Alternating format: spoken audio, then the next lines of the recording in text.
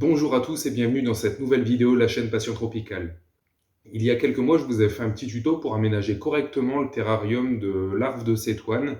Alors c'était des Coleorina ornimani, mais c'est valable pour la plupart des espèces de cétoine. Donc actuellement, j'ai décidé de vous faire un petit suivi d'élevage au fur et à mesure de la croissance. Donc j'ai scindé la vidéo en deux parties. Il y a une partie qui a été filmée il y a 15 jours, 3 semaines à peu près, durant laquelle on vérifiait si les larves étaient en bonne santé, si les coques étaient bien faites, etc. Et la deuxième partie qui a été filmée aujourd'hui, où on a les premiers imagos qui sont sortis de coque il y a 2 ou 3 jours. Donc on va regarder ensemble comment ils se portent. Et on va leur mettre à disposition de la nourriture pour qu'ils se portent merveilleusement bien et qu'ils puissent se reproduire et qu'on puisse avoir une belle reproduction pour la génération à venir.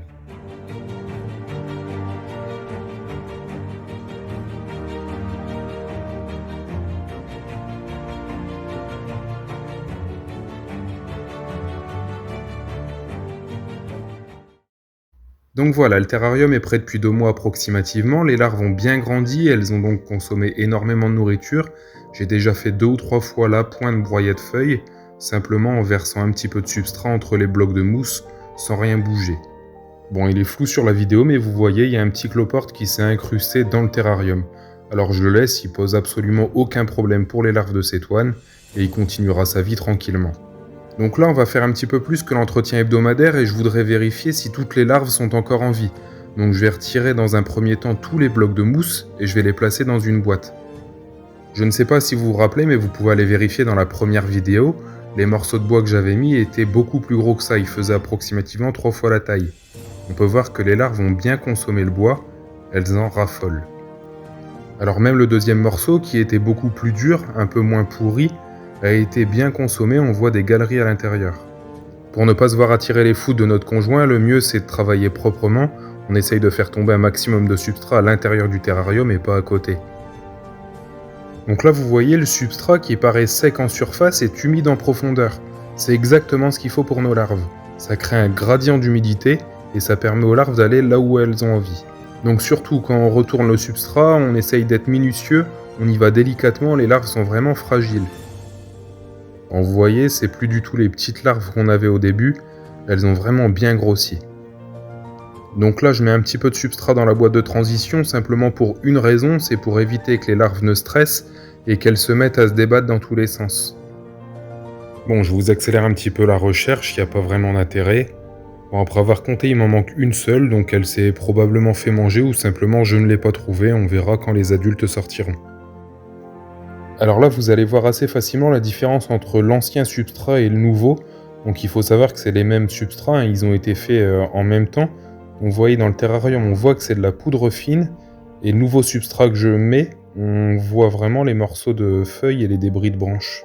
Alors c'est pour ça, c'est très important, il faut toujours vérifier la qualité du substrat, vérifier qu'il n'y ait pas trop d'excréments et qu'il y ait toujours de la matière en décomposition. Donc maintenant qu'on a remis la quantité de substrat nécessaire, on peut replacer nos morceaux de bois, nos mousses, etc.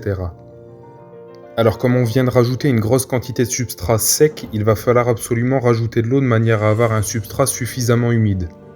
Alors pour permettre à l'eau de bien pénétrer le substrat, ce que je préfère faire, c'est créer des petits trous plutôt que de vaporiser.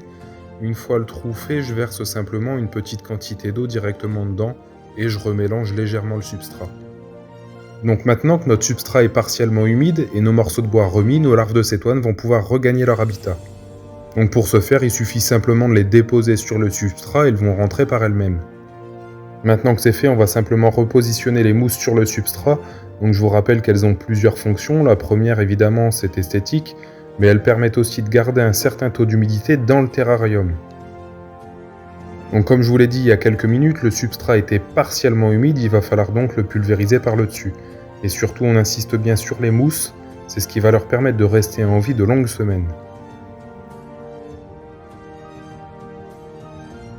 Donc voilà, depuis un mois à peu près, il n'y a plus du tout d'activité dans le terrarium, toutes les larves se sont mises en coque, elles préparaient leur nymphose. Alors même si visuellement il n'y a plus du tout d'activité dans le terrarium, il est absolument nécessaire de continuer à humidifier le substrat. La vie des larves en dépend. Et il y a 2 jours, lors de la pulvérisation, j'ai pu voir que le substrat bougeait à un endroit. Cela veut simplement dire qu'un adulte est sorti de sa coque et qu'il était en train de s'enterrer. Donc aujourd'hui, j'ai décidé de contrôler un petit peu si l'adulte était bel et bien sorti, s'il était intact, et s'il était tout seul ou si ses compagnons l'avaient déjà rejoint. Donc déjà au premier coup d'œil, on peut apercevoir une deuxième coque qui a un trou dedans, il n'y a plus personne dedans, on peut donc en conclure qu'un deuxième adulte est sorti. Alors à ce stade, il ne faut surtout pas s'inquiéter de voir des coques vides et pas d'adultes dans le terrarium, c'est tout à fait normal. Durant 1 ou 2 semaines après la sortie de coque, les adultes passent énormément de temps enterrés, cachés, de manière à récupérer de la sortie de coque. Alors juste sous ce morceau de bois, on peut voir qu'une coque était accrochée, elle est ouverte et vide également, on peut donc déjà en supposer que 3 adultes sont sortis.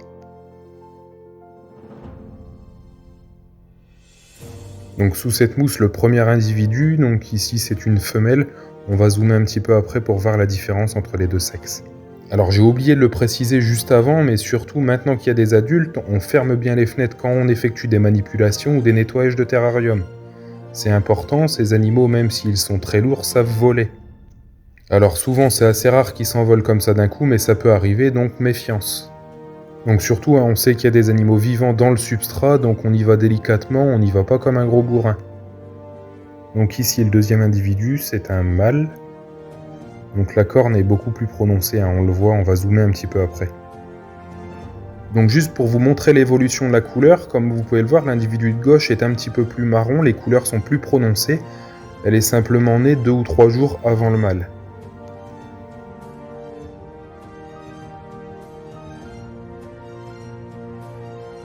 J'ai encore quelques coques qui ne sont pas ouvertes, quand on les manipule c'est impressionnant, on arrive à les sentir bouger à travers.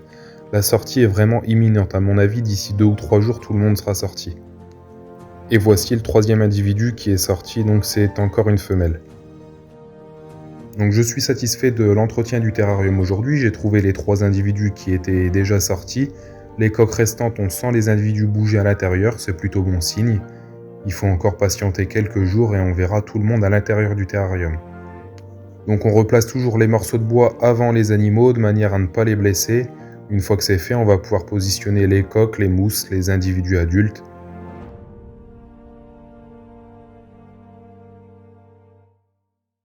Et on termine par une petite pulvérisation sur le dessus du terrarium.